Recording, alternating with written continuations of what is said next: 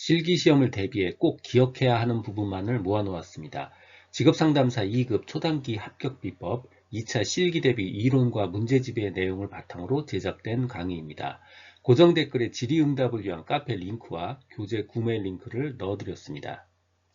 심리검사의 윤리적 고려사항 6가지 혹은 평가 과정에 관련해서 윤리 강령 3가지를 쓰는 문제입니다. 내용 알고 보면 굉장히 상식적이라서 하나도 어렵지는 않아요. 근데 문제는 뭐냐면 수험장에 가서 손으로 이 6가지를 써야 되는데 실제로 수험장에 가면 하나나 2개밖에 생각이 안 나요. 이게 어려운 문제입니다. 간혹 보면 우리가 인간 같은 강의를 막 들으면서 강사가 줄줄줄줄 얘기해 주니까 자기가 줄줄줄줄 이해하고 있는 줄 알아. 자기가 줄줄줄줄 아는 줄 알아. 그거 아무 상관없습니다. 그거는 강사가 줄줄거리는 거고요. 실제는 여러분들은 손으로 시험장에서 쓰셔야 돼요. 그래서 반드시 이 강의를 듣는 것도 중요하지만 반드시 손으로 공부를 하셔야 됩니다. 손으로요. 손으로 공부하셔야 돼요. 이렇게 귀로만 공부하시면 안 됩니다. 어쨌건 6가지를 써야 돼서 이 6가지를 한꺼번에 기억하는 게 굉장히 어렵죠. 이럴 때 쓰는 방법이 바로 분할정보법입니다.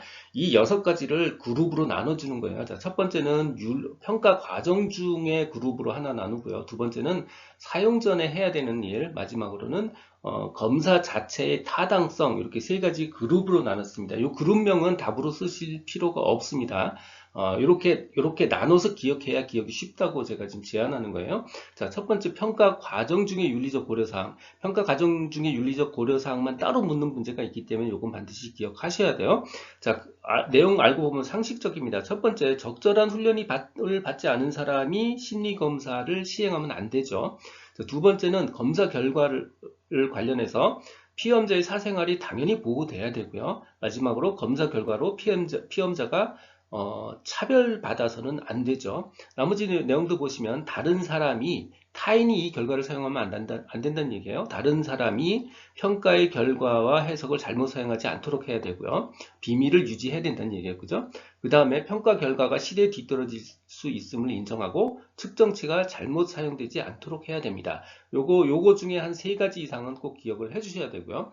사용 전에 해야 될 일, 사용 전 주의사항입니다. 첫 번째는 심리검사의 목적과 절차를 충분히 설명해 줘야 되고요. 두 번째는 문항 등을 피험자에게 미리 알려서는 안 됩니다. 마지막으로 검사의 타당성이에요. 과학적으로 제작된 검사여야 됩니다. 첫 번째는 심리검사나 평가기법을 개발하고 표준화할 때, 즉 만들 때 과학적 과정에 따라서 만들어진 검사여야 되는 거예요. 자, 두 번째는 해석을 할 때 사용된 프로그램 및 절차의 타당성에 대한 증빙 자료가 제시되어야 되고요. 마지막으로는 채점 해석 프로그램 타당도에 대한 적절한 증거가 있어야 됩니다. 이 모두 다 한꺼번에 얘기하면 과학적으로 만들어지고 타당성 있게 만들어져야 된다라는 이야기입니다. 규준 제작 시 사용되는 확률 표집 방법 3가지를 쓰라고 요구하고 있습니다. 규준은 일종의 표준 분포입니다. 그러니까 표준 분포를 만들 때 어떻게 표집할 거냐, 어떻게 샘플링 할 거냐, 즉 샘플 방법을 물어보고 있는 거예요. 간혹 사례를 들어 설명하라는 것도 같이 나오기 때문에 사례도 같이 묶어서 공부하시는 게 효과적입니다. 첫 번째 단순 무작위 표집, 두 번째 체계적 표집이 있고요. 세 번째 층화 표집, 네 번째 군지 표집이 있습니다. 단순 무작위 표집과 체계적 표집을 보면 단순 무작위는 영어로 말 그대로 랜덤이고요. 단순 무작위가 랜덤이고요. 표집이 샘플링이에요. 그러니까 랜덤 샘플링 한다는 뜻이에요. 모집단에 일련 번호를 부여하고요.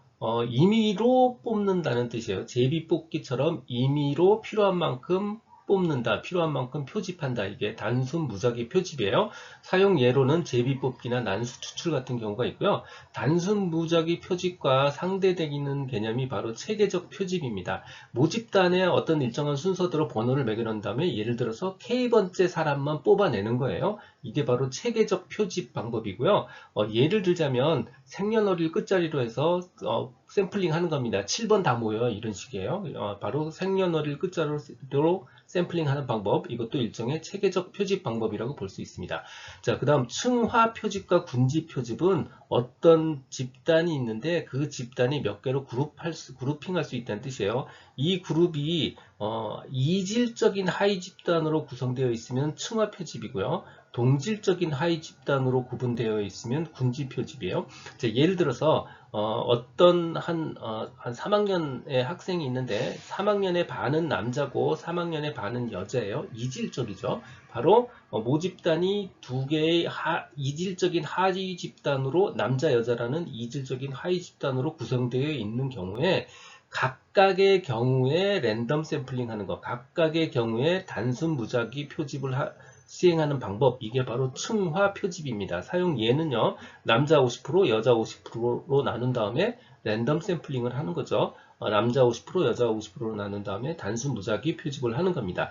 군지 표집은 똑같은 3학년이 있는데 이게 1반, 2반, 3반, 4반, 5반, 6반처럼 각각의 반은 동질적인 하위 집단으로 나눠져 있을 뿐이에요. 그러니까 한 반을 하나 뽑아서 그냥 샘플링해도 된다는 의미죠. 그래서 동질적인 하위 집단으로 구분한 다음에 그걸 표집하는 방법입니다. 자, 예를 들어서 1학년 학생을 대상으로 규준이라는 분포를 개발하고 싶을 때 각 반은 균등하다고 가정하고, 균등하니까 한 반을 뽑아서 표집하는 겁니다. 이게 반 단위로 표집하는 것, 이게 바로 군지 표집입니다. 검사 선정 시 고려사항 5가지요. 그냥 5가지 외우면 힘드니까 나눴습니다. 분할적 경우로요. 첫 번째, 검사 자체가 적합한지, 두 번째는 검사가 실용적인지, 검사가 과학적인지, 내담자와의 관련성은 어떤지, 이렇게 4가지 그룹으로 나눴어요. 첫 번째, 적합한지, 내담자의 특성에 적합한지. 예를 들어서 내담자는 초등학생인데 대학생용 제시하면 안 돼요. 그래서 내담자의 특성에 적합한지. 두 번째는 검사의 목적이 적합한지, 목적 일치도입니다. 그래서 적합성 2가지 항목이 있고요. 검사의 실용성입니다. 검사나 해석과 검사를 하는데 얼마나 시간이 걸리는지, 얼마나 비용이 많이 드는지, 실용적성의 측면이요. 세 번째는 검사 자체가 신뢰도와 타당도가 확보되어 있는 검사인지, 그 다음 검사의 사용여고요. 기존의 내담자가 이미 수행했던 검사인지, 마지막으로 내담자가 선택에 참여했는지, 혹은 내담자가 하고 싶어 하지 않은 검사는 아니었는지, 즉 내담자의 검사 선택에 관련된 항목입니다. 이 항목들 중에서 기억하기 쉬운 거 5개 정도 기억해 두시면 됩니다. 한국표준산업분류 파트입니다. 한국표준산업분류에서 말하는 산업, 산업활동, 산업분류, 주된 산업, 부차적 산업, 보조활동 같은 용어의 정의와 의미를 다루고 있고요. 한국표준산업분류에서 말하는 적용 원칙, 그리고 산업분류의 기준을 다루고 있습니다. 마지막으로 통계 단위와 통계 단위 산업을 결정하는 방법까지 다루고 있습니다. 먼저 산업, 산업활동, 산업분류의 정의입니다. 먼저 산업이요. 산업이란 예를 들어서 자동차 산업 이런 거잖아요. 그러니까 비슷한 회사들끼리의 집합이라는 뜻이에요. 그러니까 비슷한 생산 단위의 집합이에요. 어떤 생산 단위의 집합이냐면 유사한 성질을 갖는 산업 활동에 종사하는 생산 단위의 집합. 비슷한 산업 활동에 종사하는 회사들의 집합이라는 뜻이에요. 산업이란 결국 집합입니다. 그 다음 산업 활동이요. 활동이니까 당연히 활동 과정입니다. 산업 활동이니까 일련의 활동 과정이에요. 어떤 활동이냐? 산업 활동이니까 재화나 서비스를 생산하고 제공하는 그런 일련의 활동 과정이요. 산업 분류니까 분류하는 겁니다. 분류니까 분류라 하는 것, 즉 유형화하는 겁니다. 뭘 유형화하냐면 생산 단위가 주로 수행하고 있는 산업 활동을 그 유사성에 따라서 유형화하는 것, 유사성에 따라서 분류하는 것, 그게 바로 산업 분류고요. 마지막으로 산업 활동의 범위요. 산업 활동의 범위는 가사 활동은 빠지고요. 영리 활동과 비영리 활동은 포함됩니다. 가사 활동은 빠지고요. 영리 활동과 비영리 활동은 포함됩니다. 주된 산업활동, 부차적 산업활동, 보조활동입니다. 주된 산업활동은 산업활동이 복합 형태로 이루어질 때, 예를 들어서 자동차도 생산하고요, 농기구도 생산할 때 이렇게 복합 형태로 산업활동이 이루어질 때 생산된 재화 또는 제공된 서비스 중 부가가치액이 가장 큰 활동을 의미하는 겁니다. 주된 산업활동은 부가가치액이 가장 큰 활동을 말하는 거예요. 부차적 산업활동은 조금 전에 다루었던 주된 산업활동 을 빼고 주된 산업활동 이외에 생산된 제한 및 서비스 제공 활동을 말하는 겁니다. 보조활동은요, 이 생산활동을 지원해주기 위해 존재하는 서비스를 말하는 거예요. 회계, 창고, 운송, 판촉 같은 것들이 포함됩니다. 그러니까 모 생산단이 생산 단위에서 사용되는 비내구재나 또는 서비스를 제공하는 활동을 말하는 겁니다. 자, 다시 정리하면요, 주된 산업활동은요, 부가가치액이 가장 큰 활동을 말하는 겁니다. 부차적 산업활동은요, 주된 산업활동 빼고 나머지 종류의 재화 생산 및 서비스 활동을 다 말하는 거고요. 보조활동은 이 두 생산 활동을 지원해주는 활동, 이게 바로 보조활동입니다. 한국 표준 산업 분류 적용 원칙 4가지입니다. 사실은 4가지만 있는 게 아니고요. 굉장히 많습니다. 우리가 1차 필기시험 준비하면서 다뤘던 굉장히 많은 적용 원칙들이 있는데 그 중에 본인이 잘 기억하고 있는 거 4가지 정도 골라내면 되는 거예요. 자, 첫 번째, 생산 단위는 산출물뿐만 아니라 투입물과 생산 공정까지 함께 고려해서 그들의 활동을 가장 정확하게 설명한 항목으로 분류해야 되고요. 두 번째는 탑다운 방식입니다. 복합적인 활동 단위는 우선적으로 최상급 분류 단계, 즉 대분류를 정확하게 하고 순차적으로 중, 소, 세, 세세 분류 단계까지 항목을 결정해야 됩니다. 세 번째는 공식적 생산물, 비공식적 생산물, 그리고 합법적, 불법적 생산물을 달리 분류하지 않는다, 구분하지 않습니다. 네 번째는 수수료 또는 계약에 의해서 활동을 수행하는 단위는 자기 계정과 자기 책임하에서 생산하는 단위와 같은 항목으로 분류되어야 됩니다. 자, 이거 말고도 이미 기억하고 있는 게 있다면 그거를 먼저 적는 게 더 좋은 방법입니다. 한국 표준 산업 분류의 산업 분류 기준 3가지를 묻고 있습니다. 투입물의 특성, 산출물의 특성, 생산 활동의 일반적인 결합 형태예요. 알고 보면 그렇게 어렵지 않아요. 인풋, 아웃풋, 그 다음에 어떤 처리 과정입니다. 인풋, 투입물의 특성, 인풋이고요. 아웃풋, 산출물의 특성이고요. 생산 활동의 일반적인 결합 형태, 생산 활동 중에 프로세스 문제죠. 이렇게 적어주시면 되는데 답은 당연히 이렇게 쓰셔야 돼요. 인풋, 아웃풋 쓰시면 안 돼요. 투입물의 특성, 산출물의 특성, 생산 활동의 일반적인 결합 형태입니다. 통계 단위의 산업을 결정하는 방법 3가지를 묻고 있습니다. 즉 통계를 낼 때 쓴다는 뜻이에요. 그러니까 거꾸로 뒤집어서 생각하면 아주 작은 업체 같은 거는 카운트 안 할 수도 있다는 그런 의미일 수도 있어요. 자, 당연히 통계 단위니까 기본적으로 사이즈입니다. 산출물의 크기, 두 번째는 종업원수 임금 설비액, 세 번째는 조사 기간 중 산출액. 요 3가지 기준이에요. 자, 첫 번째 산출물의 크기요. 첫 번째는 그 생산 단위가 수행하는 주된 산업의 종류에 따라서 산출물의 크기에 따라서 결정합니다. 산출물의 크기에는 부가가치액, 산출액 같은 게 있어요. 이게 1번이요. 자, 2번 종업원 수, 임금급여액, 설비의 정도에 의해 따라서 산업을 결정합니다. 통계 단위를 낼 때요. 마지막 세 번째, 계절에 따라서 산업을 달리할 경우에는 조사 대상 기간 중에 산출액이 많았던 활동으로 산업을 귀속시킵니다. 즉, 계절에 따라 산업을 달리하는 경우 조사 기간 중 산출액이 많았던 활동에 따라서 결정합니다. 한국 표준산업 분류에서 통계 단위의 이름을 묻는 문제입니다. 요 5가지 어느 게 나올지 모르기 때문에 다 기억을 해 두셔야 돼요. 자, 예를 들어서 어떤 단일 장소에서 단일 산업 활동을 측정한다 그러면 사실은 사업체 단위, 개별 사업체 단위의 통계를 내고 있는 겁니다. 그런데 만약에 어떤 단일 장소에서 하나 이상의 산업 활동을 측정하고 있다 그러면 지역 단위를 측정하고 있는 겁니다. 예를 들어서 울산 지역 단위의 경제 행위를 생산 활동에 관련한 통계를 작성하는 거예요. 자, 그런데 하나 이상의 장소, 그러니까 예를 들어서 전국 이라고 생각해도 돼요. 하나 이상의 장소에서 어떤 단일 산업 활동을 측정한다. 예를 들어서 자동차 산업 활동을 측정한다. 그러면 일종의 활동 유형 단위의 측정을 하고 있는 거고요. 하나 이상의 장소에서 하나 이상의 산업 활동을 한다. 그러면 2가지 유형으로 나눠요. 자, 첫 번째는 기업 집단 단위가 있어요. 예를 들어서 삼성그룹을 측정하고 있는 거예요. 또 하나는 기업체 단위가 있습니다. 그래서 하나 이상의 장소에서 하나 이상의 산업 활동을 측정한다는 것은 기업 집단 단위가 있고요. 기업체 단위가 있습니다. 요 5가지 모두 다 기억을 해 두셔야 되고요. 요거 쉽지 않습니다. 외우기가. 저는 그래서 어떻게 했냐면 사기 활동 지역이다. 사기 활동 지역이다. 요렇게 요 순서로 외웠어요. 사기, 활동 지역 요렇게 외웠습니다.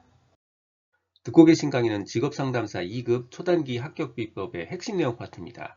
2차 실기시험은 손으로 쓰여진 것만 점수로 연결이 됩니다. 눈으로 머리로만 공부하면 실패할 수 있어요. 손으로 직접 쓰며 공부해야 한다는 점 기억 바랍니다. 내용은 충분히 설명드렸지만 실제 출제 사례와 내용을 연결하지 못하거나 모범답안 작성에서 감점되지 않도록 교재를 통해서 실제 문제 출제 사례와 모범답안 부분은 꼭 확인해 보시기 바랍니다. 게슈탈트 상담 기법 4가지를 쓰고 설명하는 겁니다. 여기서 모범 답안으로 제안한 4가지는 우리가 1차 시험 때 지문으로 활용했던 겁니다. 그래서 최대한 양을 줄이려고 노력을 한 거고요. 사실 이거 말고도 다른 기법들이 10가지나 더 넘게 있어요. 그러니까 이미 알고 있는 거 있다면 여기에 집착하지 말고 그거를 사용하셔도 됩니다. 굳이 억지로 이 4개를 꼭 외우실 필요 없어요. 자, 아무튼 비의자 기법, 역정 기법, 꿈 작업, 감정의 머무르기 이렇게 4가지 기법을 쓰고요. 각각 내용을 설명하시면 됩니다. 비의자 기법은 우리가 TV에도 가끔 나오는 거예요. 비의자에다가 상대방이 누군가 앉아 있다고 상상을 시키고 그와 대화를 나누는 거예요. 어쩔 때는 비의자 대신에 고민형 같은 거 하나 놓기도 해요. 어쨌건 상상하는 사람과의 대화를 해서 하는 일종의 역할놀이고요. 이를 통해서 자신의 내면 세계를 탐색할 수 있도록 합니다. 역전 기법이요. 지금껏 회피했던 행동을 역으로 해보게 하는 겁니다. 지금껏 회피했던 행동을 역전시켜서 해보도록 함으로써 억압하고 통제해온 자신의 다른 측면을 접촉하고 통합할 수 있도록 도와줍니다. 꿈 작업이요. 꿈은 기본적으로 내담자의 소외된 부분들이 투사돼서 상징적으로 나타난 것이라고 봅니다. 다만 이 꿈 작업은 우리가 정신분석에서는 꿈 작업이 아니고 꿈을 분석해요. 꿈을 분석하는 거지만 여기서는 꿈 분석하지 않습니다. 여기는 꿈 작업이에요. 그러니까 꿈에 나온 내용을 주제 삼아서 이야기하는 거예요. 꿈을 분석하는 게 아닙니다. 꿈에 나온 내용을 주제 삼아서 이야기해서 자신의 소외된 부분을 접촉할 수 있도록 도와주는 기법입니다. 감정에 머무르고요. 미해결 과제의 감정을 그대로 받아들이고 동일시해서 해소할 수 있도록 돕는 기법입니다.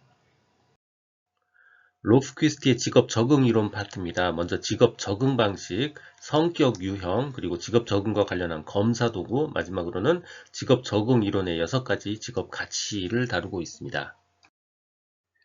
데이비스와 로프퀴스트의 직업 적응 이론은요, 직업 성격이 있고요. 두 번째는 적응 방식, 적응하는 방식이 있습니다. 첫 번째 직업 성격은요, 직업이 요구하는 성격이에요. 즉, 직업 환경이 직업이 개인에게 요청하는 요구사항이 뭐냐라는 거고요. 더 쉽게 얘기하면 사장님이 생각하는 바람직한 직업인의 성격이 뭐냐라고 생각하면 훨씬 쉽습니다. 사장님이 뭘 원하겠어요? 더 빨리 일하는 사람, 민첩한 사람이겠죠. 두 번째, 더 세게 일하는 사람, 역량 있는 사람일 테고요. 세 번째, 어떤 일을 시켜도 잘하는 사람, 어떤 리듬을 줘도 다 춤을 잘 추는 사람일 거고요. 리듬. 마지막으로 더 오래 일하는 사람이겠죠. 바로 지구력을 말하는 겁니다. 첫 글자를 따라서 면, 역, 리, 지 이렇게 저는 외우고 있어요. 자, 두 번째, 적응 방식은요. 사람이 직업에 적응하는 방식이 뭐냐라고 물어보고 있는 겁니다. 개인이 직업 성격에 적응하는 맞추는 능력이에요. 더 쉽게 얘기하면 그냥 신입사원이 직장에 적응하는 방식이 뭐냐 생각하면 쉽습니다. 첫 번째, 유연하게 일해야죠. 융통성 있게 생각해야 되고요. 두 번째, 뭘 시켜도 빨리 반응해야 되겠죠. 반응성이고요. 세 번째, 좀 직업에 안 맞아도 끝까지 버티다 보면 적응합니다. 끈기고요. 마지막으로 적극성입니다. 적극적으로 일하는 것. 이렇게 4가지를 말하는 겁니다. 로프퀴스트와 데이비스의 직업 적응 방식 4가지를 쓰는 문제입니다. 이거 신입사원이 직업에 적응하는 방식 이거 생각하면 훨씬 쉽습니다. 유연하게 생각하고요. 변화에 반응하고요. 끝까지 끈기 있게 하고요. 더 적극적으로 임하는 거 이게 바로 직업 적응 방식 4가지고요. 첫 글자를 따서 유, 반, 끈, 적 이렇게 외울 수도 있습니다. 자, 유연성, 반응성, 끈기, 적극성 요건 반드시 기억을 해줘야 되고요. 간단한 설명을 요구할 때도 있으니까 간단하게 설명을 준비하시는 게 좋습니다. 유연성 혹은 융통성이요. 환경과의 부조화를 참아내는 정도고요. 반응성은 변화에 반응하는 정도예요. 끈기는 좀 안 맞아도 오랫동안 견뎌낼 수 있는, 끝까지 해낼 수 있는 거고요. 적극성은 환경을 좀 더 조화롭게 만들기 위한 노력을 말하는 겁니다. 첫 글자를 따서 유반, 끈적 이렇게 외우셔도 좋습니다. 개인과 환경이 상호작용하는 어떤 사람이 직업 환경에서 처음 만났을 때 그때의 특성을 나타내는 성격 유형의 요소를 설명하는 겁니다. 네 가지 성격 유형이요. 그러니까 좀 더 쉽게 생각하면요.